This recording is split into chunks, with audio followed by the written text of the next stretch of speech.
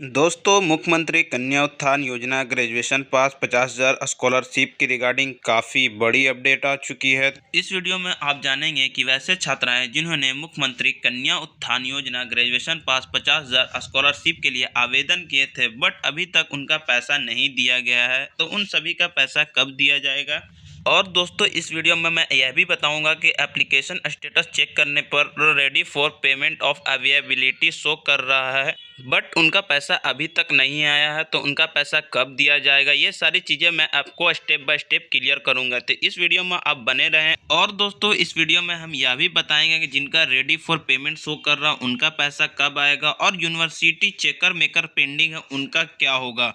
ये सारी चीज़ें आपको मैं अब स्टेप बाय स्टेप क्लियर करूंगा। दोस्तों, वीडियो अच्छी लगे तो वीडियो को लाइक कर दीजिएगा और चैनल को सब्सक्राइब करके बेल आइकन को ऑल पे प्रेस कर दीजिएगा। जैसा कि आप यह देख सकते हैं कि कुछ डेटा शो हो रहा है जिसमें यह बताया जा रहा है कि मुख्यमंत्री Kanya Utthan Yojana graduation pass 50,000 scholars के लिए कुछ राशि जारी होने वाली है। वो राशि है 750 करोड़। ये राशि जैसी ही जारी की जाएगी वैसे ही स्नातक पास छात्राओं को ये राशि दे दी जाएगी। ये राशि किन छात्राओं को दी जाएगी, चलिए अब हम जानते हैं कि कौन कौन छात्राओं को ये राशि दी जाएगी। तो वैसे छात्राएं जिन्होंने अपना फॉर्म पोर्टल पर अप्लाई किया होगा और उनका फाइनलाइज हो गया होगा, जैसा कि फाइनलाइज डेट आ गया होगा, उनका आधार सेक्टर स्टेटस भी यस हो गया होगा और उनका आधार वेरिफिकेशन भी यस होया हुआ होगा, रेसिडेंटल स्टेटस भी यस होया हुआ होगा, यूनिवर्सिटी मेकर और चेकर दोनों यस होया हुआ होगा और payment status ready for payment subject to availability of fund लिखा हुआ होगा। जैसा कि आप जानते हैं कि ready for payment subject to availability of fund का मतलब होता है कि जैसे ही फंड आएगा वैसे ही छात्राओं का नाम सिलेक्ट किया जाएगा और एक डायरी तैयार किया जाएगा। जैसे कि आप देख सकते हैं देख सकते हैं सिंह निधि प्रिया का एक फाइल क्रिएट किया गया शिक्षा विभाग के द्वारा और यही फाइल के अकॉर्डिंग शिक्षा विभाग के द्वारा राशि दी जाएगी। एक और बात, बिहार में चल रहा है जितना विश्वविद्यालय है उनके अंतर्गत जितने भी छात्राओं ने आवेदन किया होगा उन छात्राओं का नाम चयनित किया जाएगा।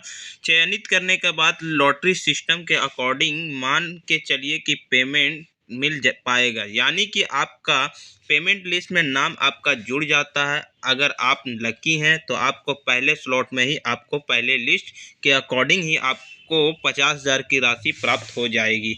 लेकिन आपको 50,000 की राशि प्राप्त करने के लिए सबसे पहले आपका बैंक खाता डीबीटी से लिंक होना चाहिए।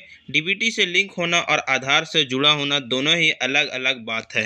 डीबीटी से लिंक होना मतलब डायरेक्ट बेनिफिट ट्रांसफ़र के लिए, सरकारी योजनाओं के लिए आपका बैंक खाता चालू होना चाहिए और वही बैंक खाता आपका एक्टिव रहेगा। डीबीटी के लिए तो उसके ऊपर पैसा 50,000 जाएगा। अगर बैंक खाता एक्टिव नहीं है, काफ़ी टाइम से उसको आपने चलाया नहीं है, निकासी या फिर जमा नहीं किया है पैसा, तो फिर हो सकता है कि आपके अकॉर्डिंग में पैसा आपके अकाउंट में क्रेडिट होने में समस्या आए और वो रिजेक्ट होकर शिक्षा विभाग के पास वापस चला जाए। इसीलिए आप अपने बैंक अकाउंट को चालू अवस्था में रखें। दूसरी चीज़, जब आपके फॉर्म में स्टेटस में जो है यस दिखाई दे रहा है आधार सीडिंग का, तो उसके बाद कृपया करके अपना बैंक डीबीटी अनलिंक ना करें, क्योंकि आपका एक बार आधार सीडिंग स्टेटस यस हो जाता है तो जो भी बैंक आपका पहले डीबीटी के लिए लिंक रहा होगा वही बैंक डिटेल शिक्षा विभाग के फाइल में चला जाता है।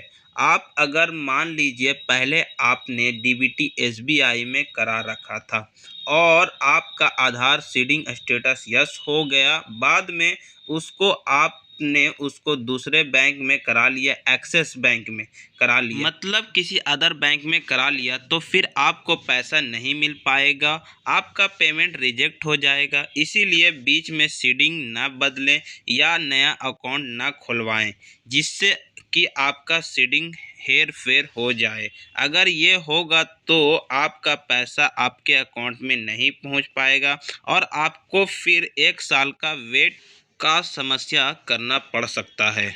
आई होप ये सारी चीज़ें क्लियर आपको समझ में आ गया होगा।